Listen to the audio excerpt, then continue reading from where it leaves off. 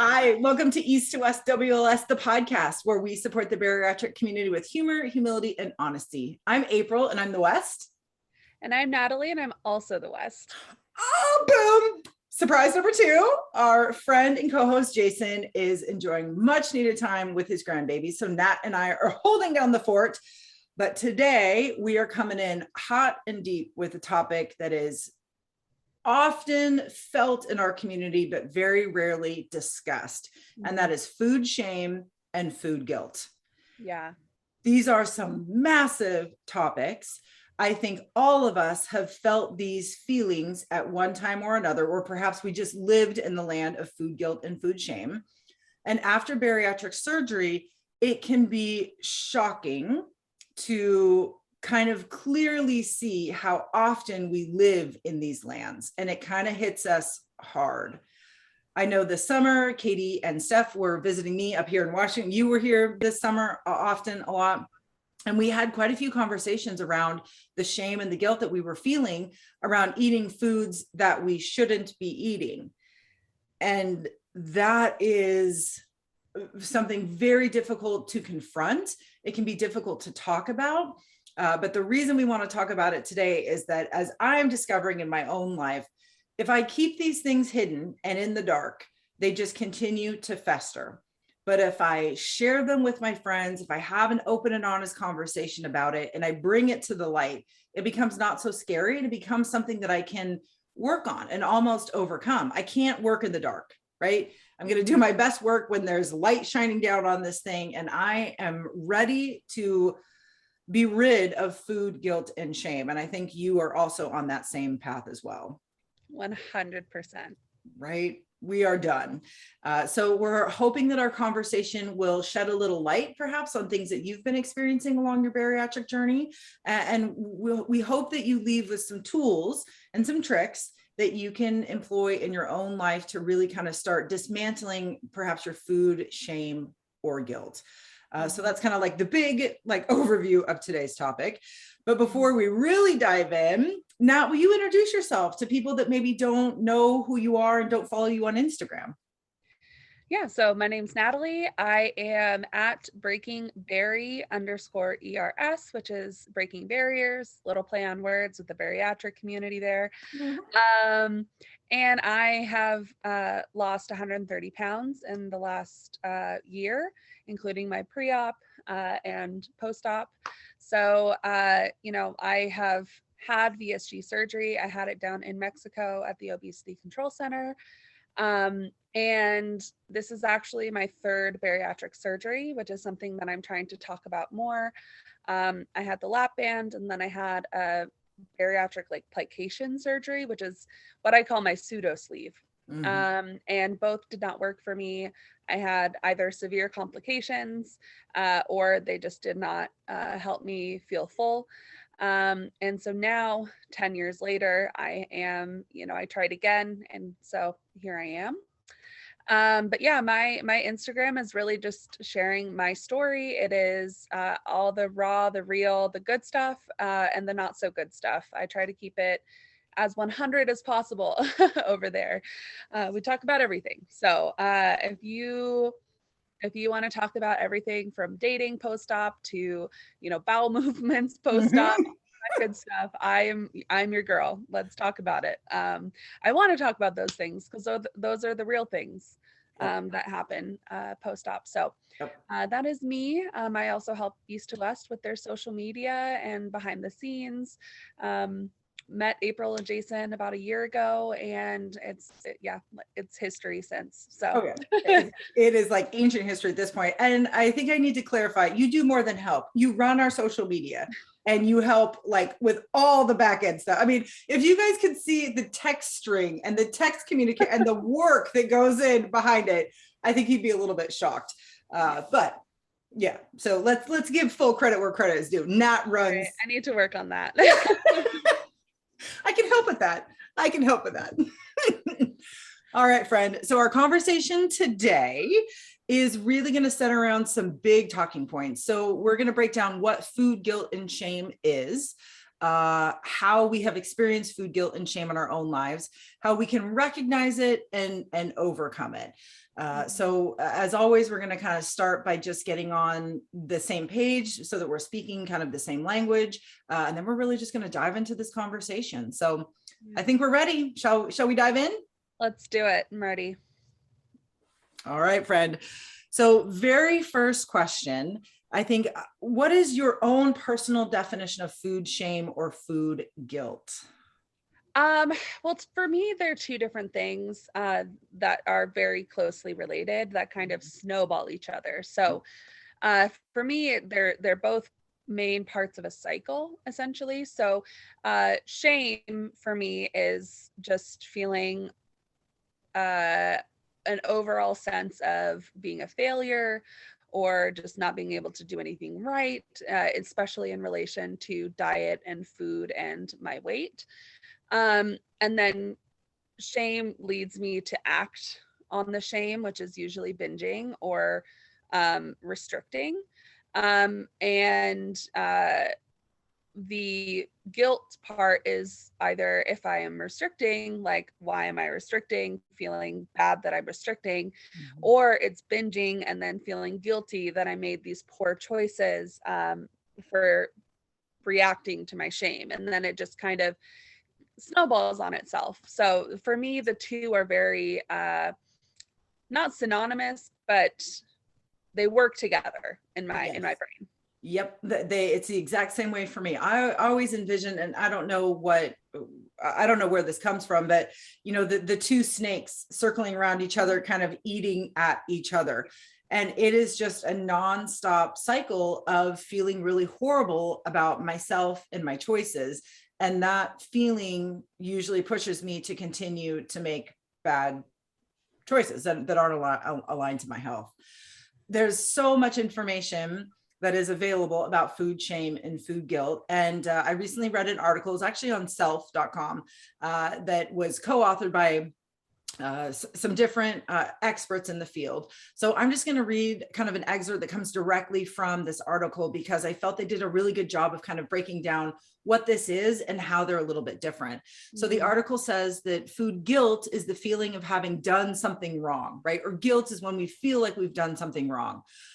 Shame, meanwhile, is deeper and more personal, a sense that you are flawed as a person, right? So if there's something wrong with me is shame, whereas guilt is you just feel like you've made a wrong decision. And Dr. Webb in the article says, quote, guilt is more of a negative evaluation of a behavior. So I did something wrong, whereas shame is more of a I am wrong. Right? It's this intense feeling of inadequacy and worthlessness. And it's not a healthy thing for people to have, clearly, right?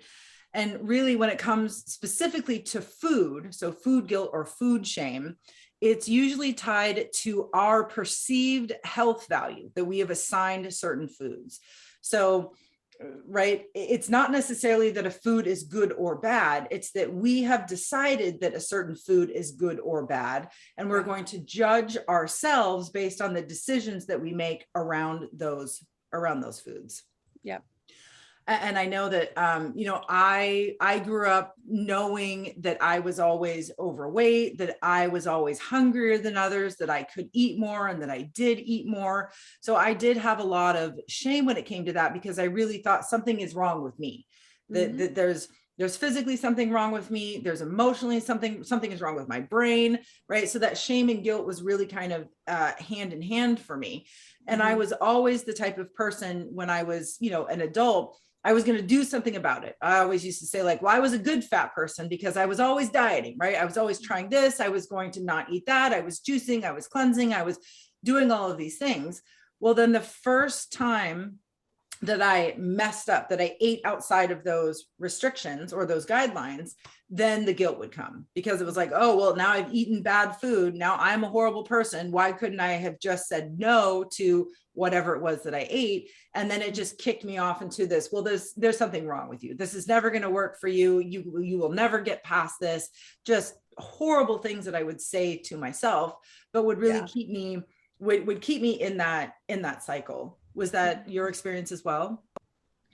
Yeah, I mean, I grew up, I was always big, ever since I was a baby, ever since I was little. So I grew up in a household where I call it mainstream food, like candy bars, sugary cereals, like that's white bread. That stuff was never in my house.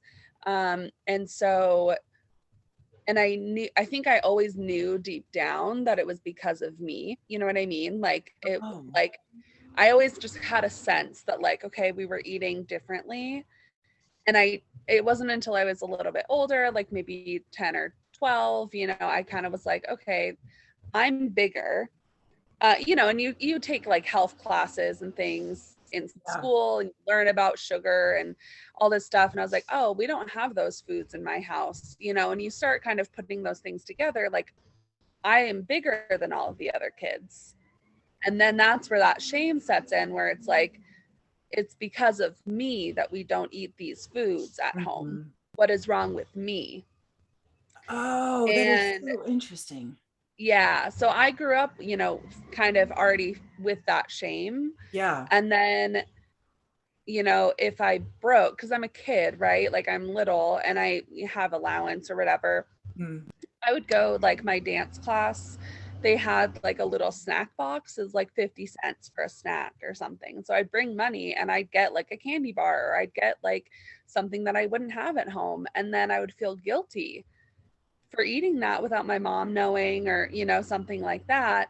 And so that would just perpetualize that shame and guilt cycle. So, I grew up with kind of that already in me. It Mhm. wasn't something that developed later. It was like I always knew that I was big, and that's why we didn't have white bread or fruity cereals or those kinds of things at home. Wow. So I pretty much grew up with that shame, and it isn't until recently that I've been able to, work on that and take that out of my brain. That is fascinating that that is kind of the root of, or that is what you think is maybe the foundation of your feelings. How did Mhm. you come to understand that? I mean, what questions did you ask yourself, or how, yeah, how have you arrived at that conclusion? Therapy. I go to therapy. What? What? I did not come up with that on my own. No, I mean, it's something that like I have been in and out of therapy for years. Yeah. And, this has been a very recent, within the last 2 years, discovery of like, oh, I did notice those things when I mean, kids Mhm. notice things, Oh. kids go to other kids' houses and compare their pantries, that's just a Mhm. thing that we do. And I would go over to my, friend's house and her pantry was full of chips and Yeah. cookies and sodas and, all of these things. And I was like, well, my pantry is full of brown bread and, Brown rice. Yeah. brown rice. Lentils. Mhm. Yeah, like my snacks were crackers and cheese instead of the chips. And, Yeah. I was like, oh, that's weird.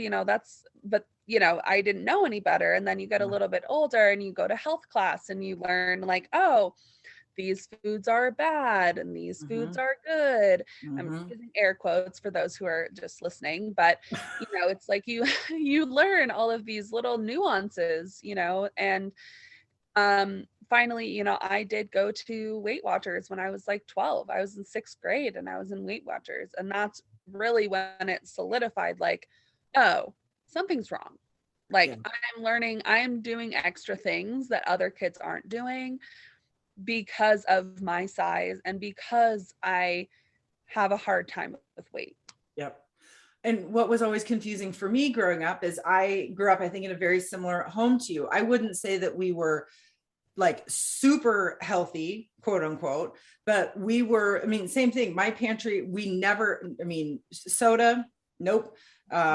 Treats, nope. I mean, it was whole food. It was lots of fruits and vegetables, lots of whole grains, and home prepared meals. My mom, I don't know how she did it, but if we ate 100 times that month, 99%, 99 of those meals were homemade meals from whole food. And the older that I got, it really perplexed me, because every time I would go to my friends' houses, their homes were filled with very different food. And I couldn't figure out why I was the size that I was, because I ate what I thought and what really I think are more aligned to a healthier, a longer life, foods that promote longevity, let's say. And then my friend's house would be filled with foods that would not promote longevity, and they're at a healthy weight. And it was like, well, I don't understand. I'm doing everything right, quote unquote. Like, I'm eating all of the foods that the doctors and nutritionists and Dr. Oz and all these people are telling me I should be eating, but why am I so much larger than them?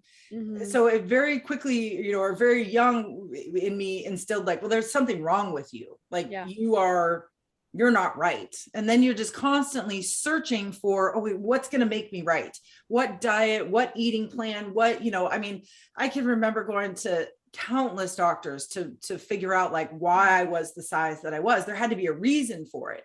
Yeah. And, unfortunately, obesity was so misunderstood and remains to be so misunderstood, that, the answer was always, well, it's your diet, it's your diet, it's your diet. And I can remember going on, some really restrictive, some pretty crazy diets, even when I was in high school. And while I do think they made a lot of difference. I mean, I got diagnosed with a candida overgrowth, and I went to like, gluten-free, grain-free, all the candida diet basically when I was in high school. And I dropped a lot of weight, and I joined the swim team, and I felt very healthy. But the weight came back as soon as one thing changed. And then I went to college, and I think if we've been to college, we know what happens there. And I did not, and I could not maintain that diet that I was on. But it really, once that thought creeps into your brain, it is almost impossible to rid yourself of. It takes a lot of work. And in all of like the learning and the research that we have done on food guilt and food shame, this isn't something that just instantly goes away. And here at East to West, we really have coined this term, right? This is the work of weight loss surgery. Mm-hmm. Asking ourselves a very simple question, but a very deep question of why. Why am I feeling this way? What is behind all of this? And you just have to constantly be asking yourself that why. And when you get to the answer that just feels right, that doesn't bounce back up, that's where the work is. And it's constantly revisiting that when you're making your food choices, or when you're talking to yourself. Again, another big piece of the work of weight loss surgery, you are constantly thinking and unaware of all of these private dialogues that you're having with yourself all the time. Yeah. And it's exhausting, especially when it comes to food guilt and food shame. And I think why it is so difficult to really find your happy, healthy weight after weight loss surgery is that when you become aware of all of these internal dialogues, you really start to understand, oh my God, I've been talking negatively to myself for decades, right? Or for a very long time. Mm-hmm. And it takes a lot of energy to really think about those conversations and to flip the script. Whereas before weight loss surgery, we didn't even know that we were saying these things to ourselves. So it was work that we actually weren't doing. Our obesity, that excess weight, was just keeping down all of those conversations. They weren't being brought to light. They were just running up here, and we just blocked them out. Well, for me, after weight loss surgery, all of a sudden it's like that block is gone. And now it's like, oh my God, I can actually listen to myself.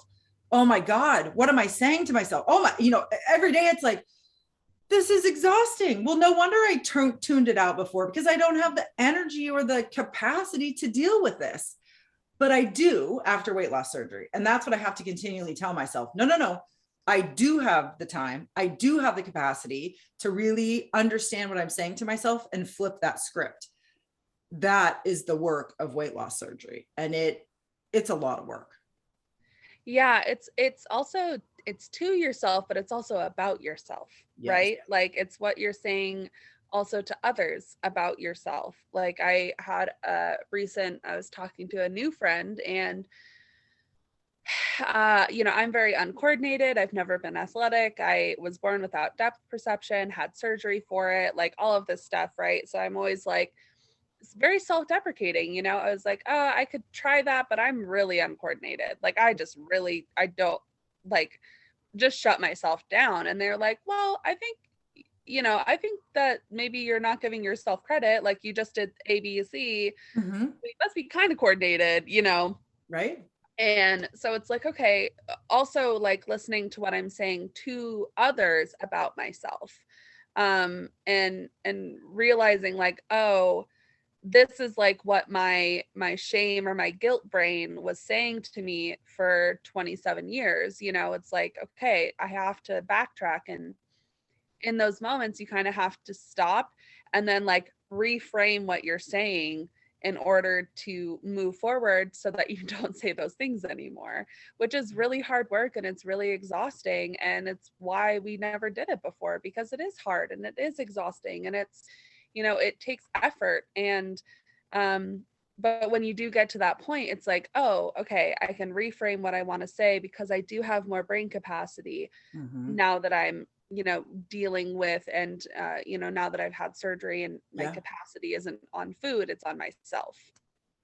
That is when people ask me what's the number one the thing that has changed for you after surgery, I always say this, and you and I've talked about this often. Yeah. Before surgery, 99% of my brain's functioning capacity was dedicated to food.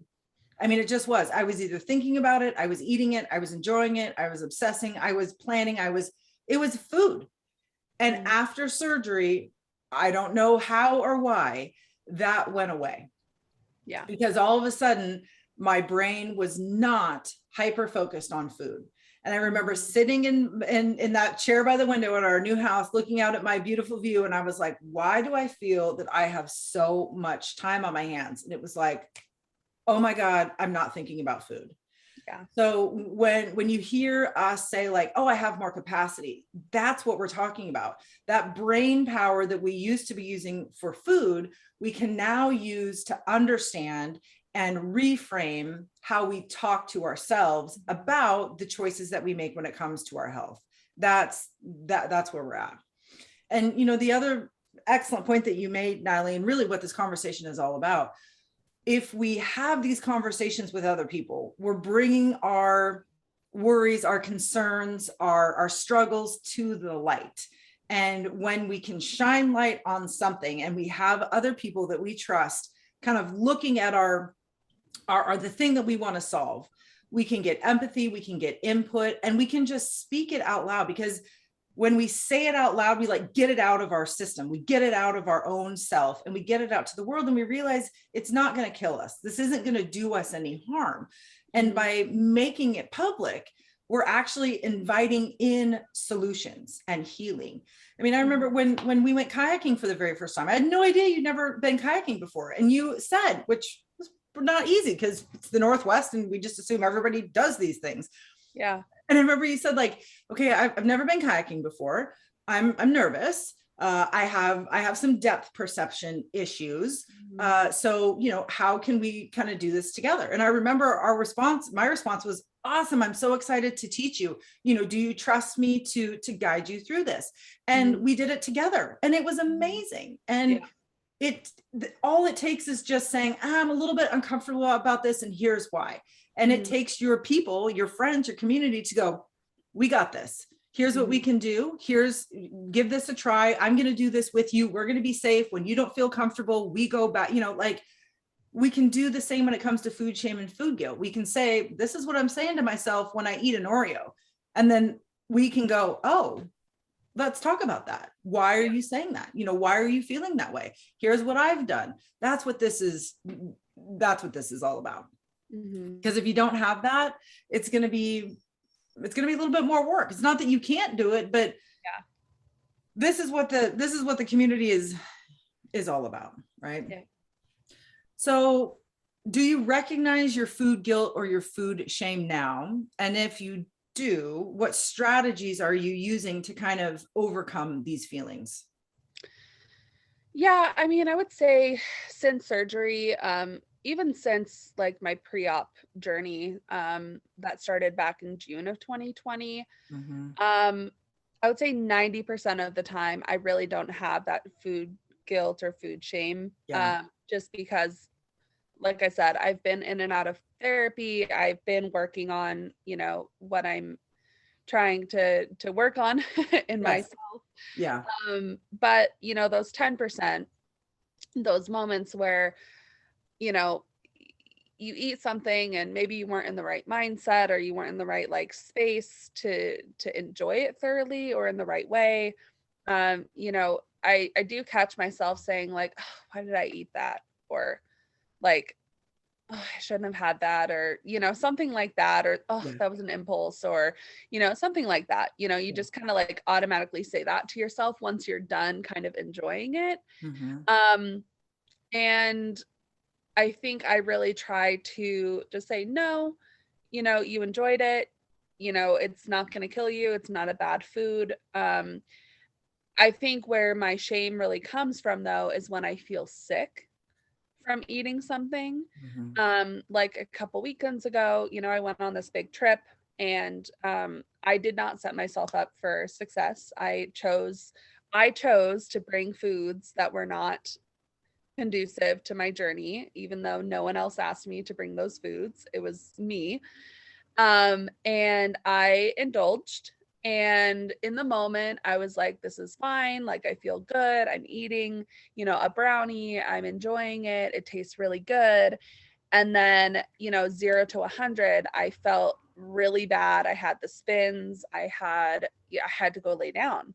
Mhm. And that was where the food guilt got me, because I thought I knew what I was doing and I chose to do the opposite thing, Mm. uh, for me, for my health. Yep.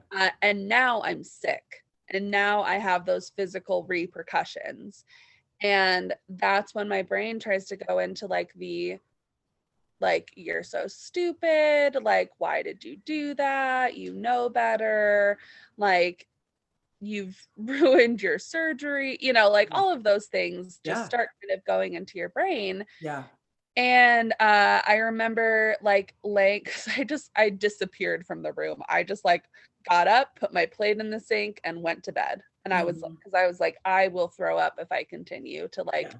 be a part of the conversation. Mhm. And I remember laying in bed, and those thoughts were starting to go into my head. And I remember I just kind of caught myself, because I started feeling really shitty, because those are really shitty things to say to yourself. Yes.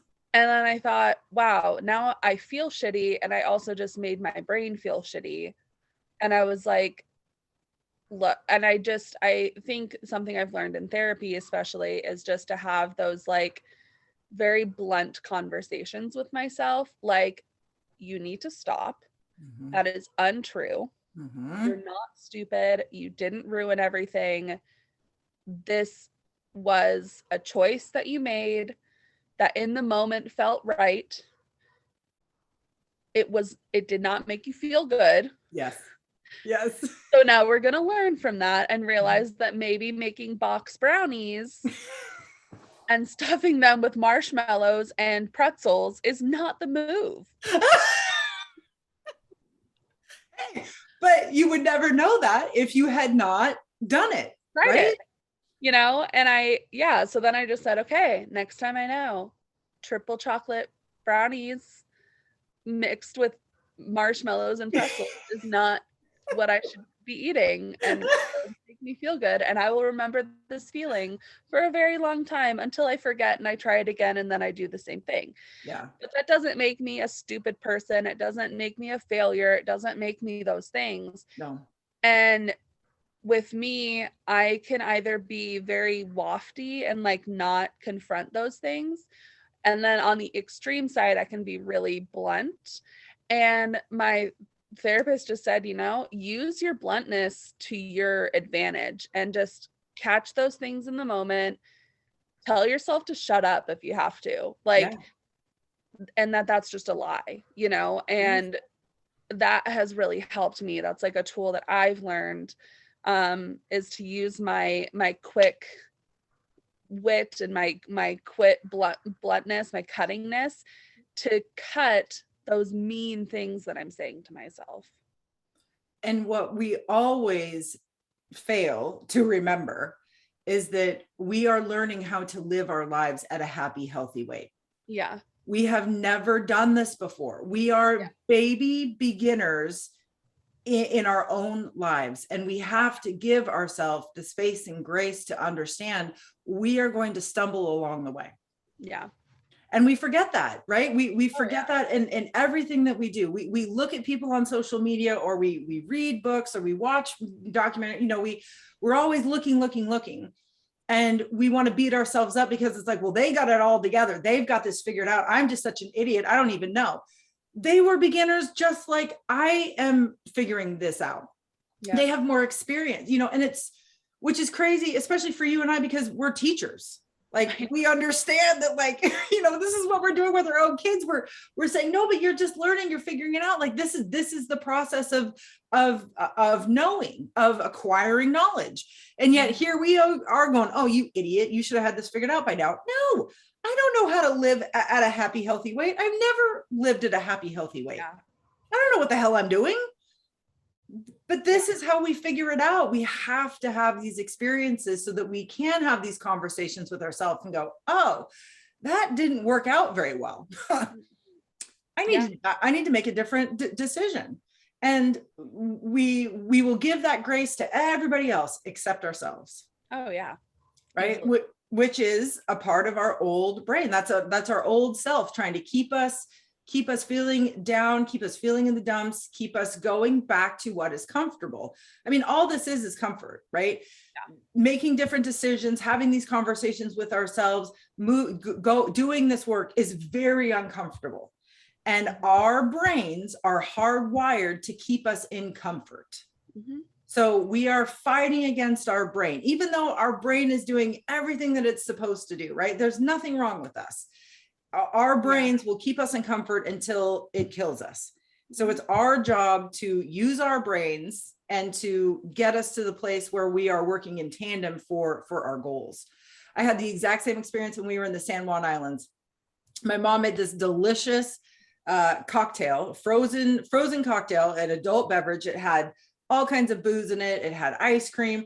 I sucked that thing down so quickly. I got halfway through it. I wasn't even thinking about it. And literally I had to do the same thing too. I just said, oh my God, I'm going to be sick. I need to excuse myself. And I was like, you have got to be kidding me. I am 2 years post-op. How have I not figured this shit out yet?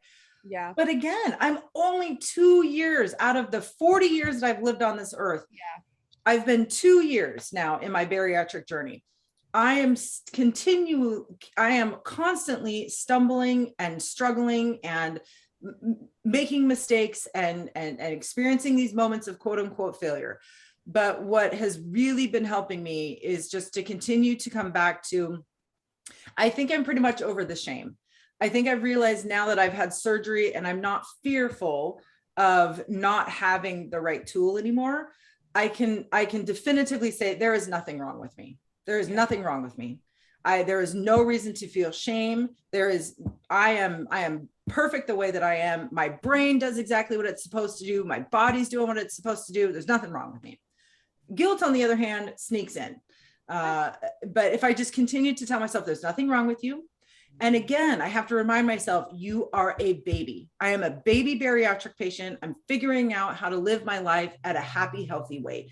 And that's going to mean that I'm going to stumble. I'm going to make some mistakes. I'm going to feel like shit. I'm going to make decisions that were not aligned to my health.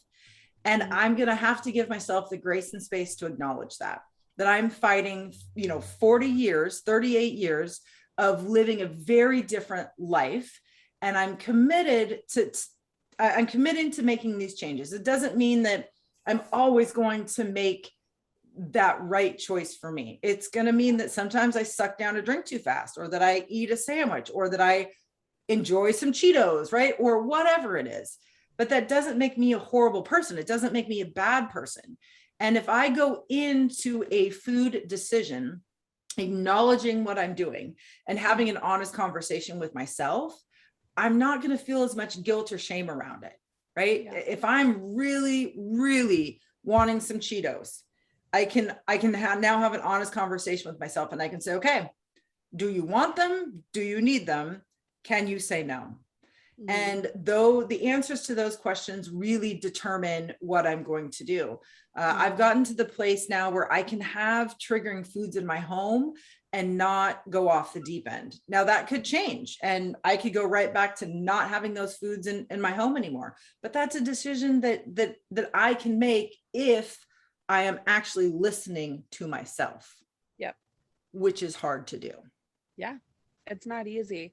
Yeah, you said, oh, that's 2 years of my life. I said, oh, thought to myself, oh, that's a toddler. Yes. I'm like, okay, that makes more sense. Like, I'm an infant right now. I'm 10 months old in my bariatric journey, really. You're And still babbling. yeah, I'm like barely talking, maybe Yes. say dada and mama. And Yes. I'm thinking, oh, I'm just going to be an expert at it. So yeah, I mean, it's something that I think we all have to,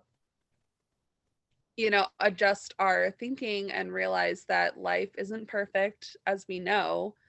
So why would we be perfect? Why would we put that on ourselves? Yeah. And I think that's really what it boils down to is like, would you talk to a toddler that way? No. Absolutely not. No. If he tripped on something, you wouldn't say, you idiot. No. No. No, you You would know? rush to their aid, and you would help them Yeah. learn how to Why we avoid don't? stubbing, right? Yeah. Exactly. Oh my goodness. So in the article that I read, well, there was a couple articles, but one of them had some really great strategies for kind of recognizing and then working towards a freedom from food guilt and food shame. And three of the biggest ones were about flipping the script, which is really what you and I are talking about. So they recommend to recognize and eliminate the should or should not and replace it with I am or I am not, which it sounds like you have done. You and I both are really working on this.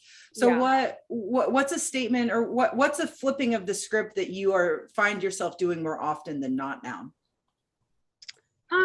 I think with me, it's the shoulds and should nots, like, oh, um, I shouldn't eat, like yesterday, I could have said, I shouldn't eat the pretzel bun, so I should have the lettuce. Instead of just like, I'm not sure if I should have, or I'm not sure if I want the pretzel because it's going to make me feel really full, Hmm. but I don't really want the lettuce because that's not going to satisfy me. I think I'm going to go with that bread because it won't hurt my stomach and I can Yeah. enjoy my sandwich instead of just saying, oh, I shouldn't have the pretzel bun because it's full of carbs and bad things. The lettuce is like a good thing, it's Yeah. just saying like, "Mm, I'm not going to have that because I actually don't think that that will make me feel good. And I'm not going to have the lettuce because it's just not going to do it for me. So I am going to have this because," and I kind of like talk myself through my decisions. Yep. The same with like once I feel full, I'll say, people offer you food like, oh, do you want a little bit more of Yes. this? Like, Mhm. I think I'm not going to because I feel really good right now. I feel satisfied. Maybe I'll have some a little bit later, Mhm. or, those types of things. And just outwardly saying it. Around people, not to like, not for them, but for you. And you can also clarify like later or before, I'm saying these things for me. You can go ahead and do whatever you want to do. Mhm. I'm not policing you. But when I Mhm. say I'm full, that's me telling myself that I'm full, Yes. if that makes sense. Like, I Yes. try to make sure that like other people in my life know that like I'm not policing them. They can do whatever they want. I just need to physically tell myself, no, you feel good, you're full. Yep. We're not going to have that. I'm going to put my plate up. Yep. Those types of things. We at our one of our most recent Patreon meetups, our monthly meetups, I think it was, somebody said something so amazing, and it was basically around like, we can release people in our lives from our food, things. we can just say, nope, this is on me. This has nothing to do with you. Like, you don't have to worry about me. I'm good to go. And just Yep. acknowledging that, just letting people know that I got this. I'm making decisions that are best for me, and you don't need to worry about it. Sometimes people just need to hear that, and that alone can give them a lot of freedom, and you a lot of freedom as well. Yeah. And what I've really been doing is, so I too am working very hard to eliminate, oh, I should or should not have that. And if I use words like, oh, maybe, or will I can use that against myself in a lot of different scenarios. So I've just been trying to cut out those words from my vocabulary. And I just say, I am choosing to have, or I just say, no qualifier, no nothing, yes or no. Yeah. Right. This morning, my sister made breakfast for herself and her son, and there was some leftover mini pancakes, and there was some leftover nectarine, and I was having my breakfast of yogurt and granola. It was delicious. And he goes, "Oh, do you want some nectarines?" And I said, "Nope." And she's like, "Oh, but it's fruit." And I said, "No." And it was just weird because she was just kind of like, okay, well, and all of a sudden you can just tell, like, there's no conversation about it. It's just a very solid no just ends it. And by her not following with when she doesn't follow up, I don't have to follow up. I don't have to think about it anymore. I've made my decision. My decision is no. Mm-hmm. So sometimes just being very clear and very direct can help with those, conversations that you're having. And it's awkward at first, but people will figure it out. People will respect your decision, and then I can respect my decision because I said it so firmly. Nope. Yeah. No. Well, it's just like at the restaurants, when they ask you if you want pepper on your salad, you can say no. Like, you don't have to say yes. Yes. So it's the same thing. I mean, and I think that's something, I didn't grow up with. Someone offered you food, it was like, yes, please, thank you. Yeah. Mm-hmm. Okay, I'm gonna go sit down and eat. Yeah. And so now being an adult and saying, no, thank you. Mm-hmm. Nope, I don't want it. And and that's okay. Yes. And that's very hard. If you're raised in a home where food is kind of a love language, it's hard to say no, because if I say no to grandma, or if I say no to aunt, or if I say no to these food items, then I'm saying no to them, then I'm rejecting them personally. And it's like, okay, that is not the healthiest way for me to live. That's actually a them issue. That's not a me issue. Yep. I can say no to all of these things. But again, it takes time to get to that place where that is how we're operating. So another suggestion that came from this article, which I really thought was interesting, they recommended spotlight your food. So, think about a traffic light. It's green, yellow, and red, and they all mean something different. Green means go, right? Yellow means, oop, change is coming up ahead. Red means full stop. So this article suggested that make a food list and kind of think about it as green, yellow, and red. Your green light foods are foods that you can enjoy without any guilt or shame. Those are just your go-to foods. If your house is filled with green light food, you will most likely very rarely experience food guilt or food shame. Right? Then your yellow light foods are the ones that are going to give you a little bit of pause, and you're going to have a quick conversation with yourself about whether or not you're going to choose to enjoy those or not. And then those red light foods are the foods that are going to bring up big emotions. They're very triggering. You have a very difficult time making a decision around those foods. And they suggest that those are the foods that, when you're going to eat them, you have to commit to having kind of an in-depth conversation with yourself, or you choose to not have them in your house. You do not bring them into your sacred space, that you just say, you know what, those are no-go foods for me at this time. Mm-hmm. That's the key, right? Not that these are no-go foods forever. This is a no-go. This is a red light food for me right now. And you do have the power to make that choice. And when I read that, I was like, oh, that makes a lot of sense to me. Everybody knows a traffic light, right? Like, that's just, that's all of a sudden something clicked for me. So I thought, okay, I can do that. And then the last thing that they suggested was eliminate the triggers. So again, just do not bring those foods into your home that bring up these feelings of shame or guilt. Don't follow the companies or the people that use or produce those foods. You can unfollow people so that you're not seeing this constantly coming across your feed and your eyes and your brain. You can also decline invitations to events where you know that these foods will be served. And again, this isn't something that you are doing for the rest of your life. It's something you're doing at this moment in time so that you can learn and grow, so that you can learn what it's going to take for you to interact with these foods in a way that's healthy for you. Again, we have the power to do this. We have the power to unfollow. We have the power to decline. We have the power to say no. Not at this time. It's while it might seem scary, it's actually really empowering to say those things. Yeah, I think something that made me think of was, again, I go to the 4th of July with my family, and on the 4th of July, we have this big prime rib dinner. Everyone brings sides, and we have hunks of like prime rib meat, which is it's my favorite meal of the year. And I had my little chunk of meat, and I had like my one side that I wanted.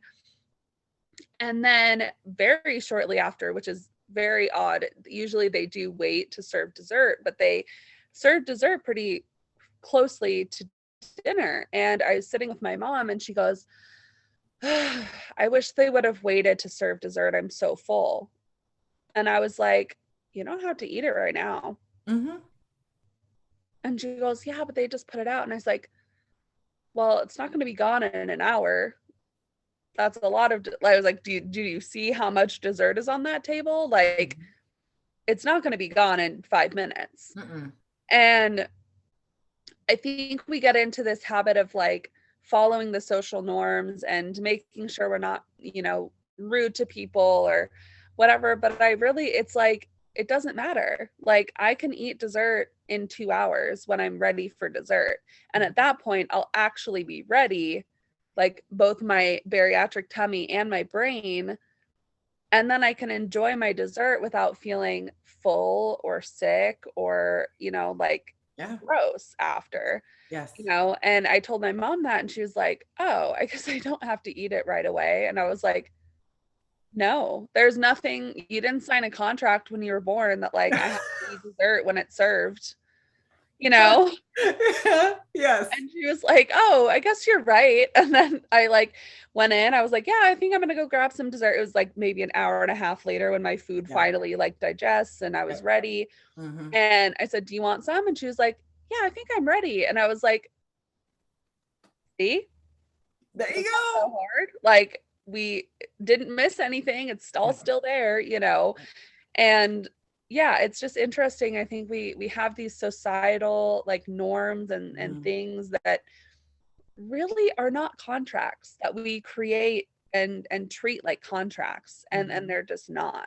So that really made me, that whole, all of the strategies, it really does make me realize like, oh, there's so many things that we do in our day-to-day lives that we don't really have to do. No.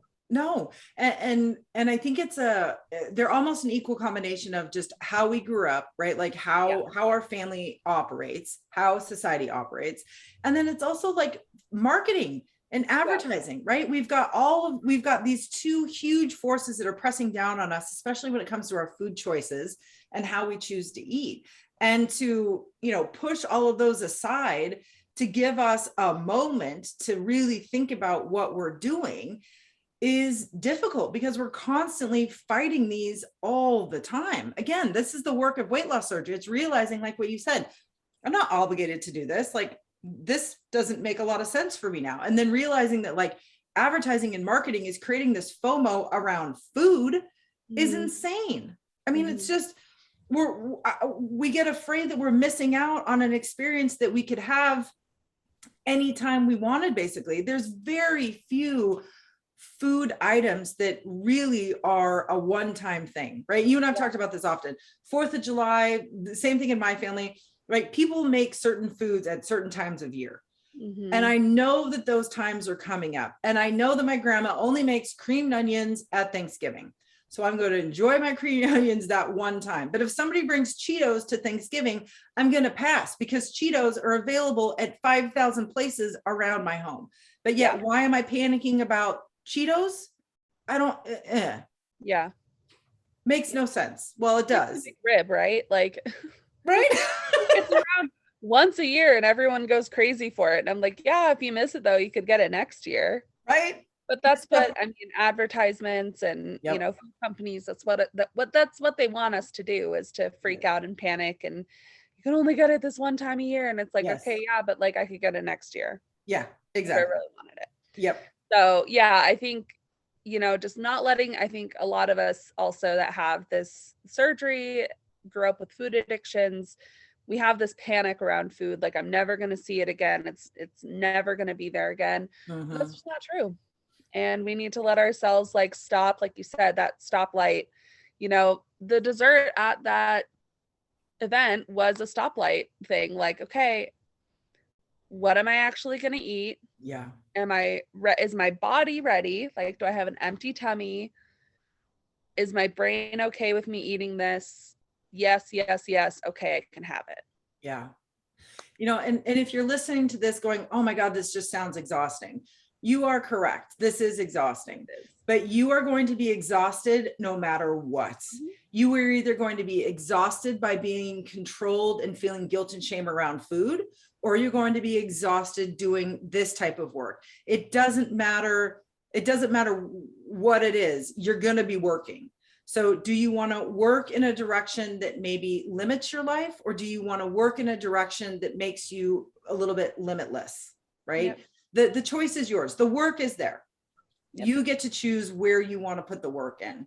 So Choose your don't heart. think, right? Yeah, like choose your heart. Don't think that this is any more difficult than what you were doing before. It's not. It's just different. It's the same thing, right? Instead of hammering, you are using a screwdriver. Like it's the same work. Yeah. Right. We just tend to advocate and we choose to do the work in a way that adds to our life instead of taking it away. And again, that's a gift and a curse of weight loss surgery. Now this is the work instead of the old work, but it's work nonetheless. Mm-hmm. All right, my friend, any final thoughts on food guilt or food shame that you'd like to share with our friends and followers? I'm always a huge therapy advocate. So if you can, I highly suggest seeing a therapist, hopefully one that can specialize in food addiction and or bariatric surgery. Um, it is hard. Again, it is a difficult thing. It's not easy. I cry every single time. It's draining. When I have surgery, I book the rest of my day off because it is that intense. Yeah. But at the same time, it's allowed me to come to these realizations. April's like, where did you get that? Helps you process, how you used to feel about food, all of that. So, Yep. I could not agree with you more. I have sought out the counsel of very talented therapists who have helped me get to the point where I am now. And again, it's just the work, right? I'm going to do the work anyways. I would rather put the work in now in a way that adds to my life instead of takes it away. mm-hmm. And if you get one thing out of this conversation, I hope it is the understanding or the realization that we all struggle with food guilt and with food shame, that there is nothing wrong with you. There never has been anything wrong with you. We are all learning how to live our life at a healthy, happy weight. And if you are ready to share some of those experiences, to bring some of your struggles or questions to the light, there is a wonderful community where you can do that.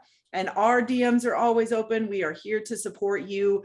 We are here to listen and empathize and offer any bits of wisdom that we can. But sometimes it's just enough to know that you are not alone and that other people are struggling and other people are working through this. But the good news is Natalie and I have been doing this work as well. we are still here. We are figuring it out. We are happy to be here. And that, having these conversations with ourselves and others has not done us any harm. It's only brought us good. Exactly. So in the show notes, you guys, we will reference the three kind of articles that we pulled from when we were doing research for this podcast episode. We highly recommend that you check them out. You can just go to our Anchor homepage, or if you go into your podcast player app and you kind of read the notes, scroll down to the very end, and you will see links right there to the article. So we highly recommend that you check them out. And if you enjoyed this episode, or if you enjoy what we're doing here at East to West, that would be a really great time to leave us a rating and a review in your podcast player app. We very much appreciate that support. Nat, maybe you've already said this, but where can people find you on Instagram if they want to follow along?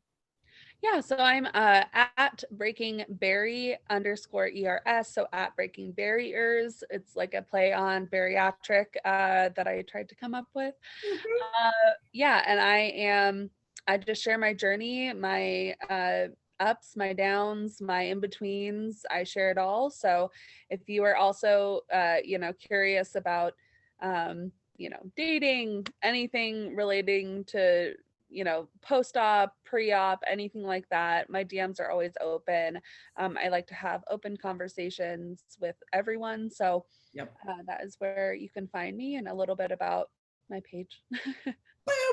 You can follow East to West on Instagram. We are at East, 2 West _WLS. We also have a fabulous website that you can just become a member of, and you will be the first to know when new episodes drop. So just head to www.east, 2 West WLS.com.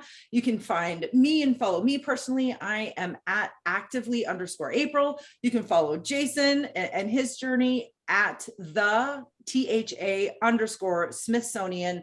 It's a little bit funky. We'll make sure that we link it in the show notes as well. So, all right, my friend, I think we did it. Anything else for the good of the order? No, I think we did it. We rock. I do have to say, I'm very proud of this conversation. I know it's scary for people to talk about, but I'm glad that we were able to have this very open and honest conversation, because that's what we're all about here at East to West. Yes. If Jason was here, he would take us out, but I think I'll do it for us. Just remember, friends, you've got this and we've got you. We'll see you soon. Thanks, Nat. Bye.